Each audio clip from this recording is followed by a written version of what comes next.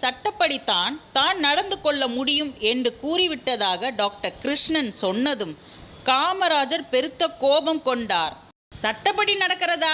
இது என்ன கிறுக்குத்தனமா இருக்குதுன்னு? பையனுக்கு கண்ணு வர்றது முக்கியமா, சட்டப்படி நடக்கிறது முக்கியமா?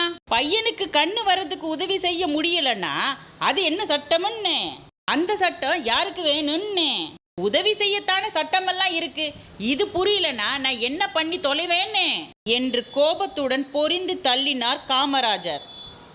தனது அந்தரங்க உதவியாளரை அழைத்த காமராஜர் உடனடியாக டாக்டர் கிருஷ்ணனுக்கு தேவையான அனைத்து வேலைகளையும் செய்து கொடுக்க வேண்டும் என்று அந்த அதிகாரியிடம் தெரிவிக்க சொன்னார். பெருந்தலைவர் காமராஜரின் கட்டளைப்படி எல்லா வேலைகளும் எளிதாக முடிந்து சிறுவன் ஸ்ரீராம் லண்டனுக்கு அழைத்து செல்லப்பட்டு சிகிச்சைக்கு பின் பூரண குணம் பெற்றான். ஸ்ரீராமுக்கு கண் பார்வை கிடைக்க வேண்டும் என்ற நல்ல எண்ணம்